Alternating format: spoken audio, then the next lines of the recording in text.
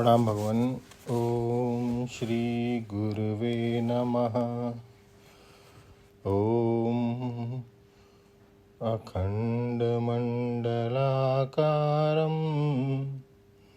व्याप्तं येन चराचरं तत्पदं दर्शितं येन तस्मै श्री गुरुवे नमः। ओम शांति शांति शांति। ओम ब्रह्म ज्ञान और उसकी साधना द्वारा स्वामी खंडानंद सरस्वती जी महाराज द्वारा भगवान स्वामी जी ने बताया कि एक ईश्वर के ही 1000 नाम हैं। ब्रह्मेति परमात्मेति भगवानिति शब्दयते। श्रीमद् भागवत में बताया कि इसी का नाम ब्रह्म, इसी का नाम परमात्मा, इसी का नाम भगवान है। यही है कि कौन है कि देहे अस्मिन पुरुषः परः। स्वामी जी कहते हैं कि आपको मालूम है कि आँख को एक कोने से जरा सा दबा दें तो एक चंद्रमा का 2 चंद्रमा दिखने लगता है, एक दिए का 2 दिया दिखता है, एक बल्ब का 2 बल्ब दिखता है। कौन विशेष में नेत्र के दबाने से एक का 2 दिखने लगता है।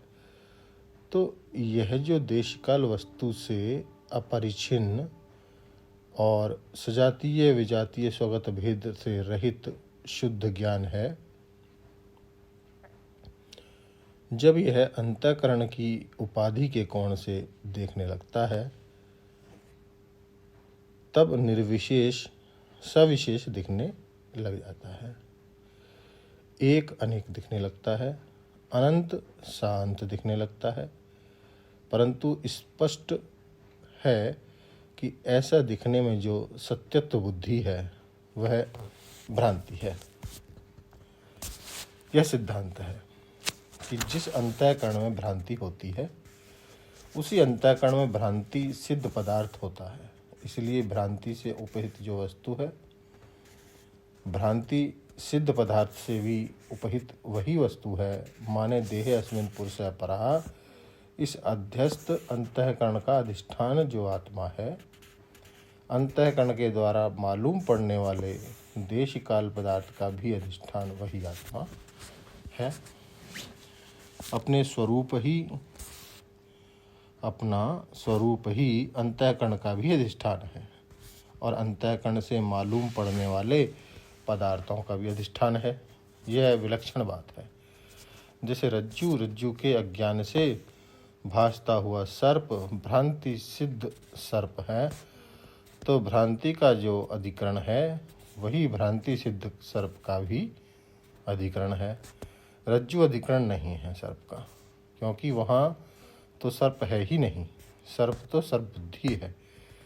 तो सर्प बुद्धि का जो अधिकरण है वही सर्प का भी अधिकरण है। इसलिए अंतःकरण का जो अधिकरण है, अंतःकरण से भासमान प्रपंच का भी वही अधिकरण है।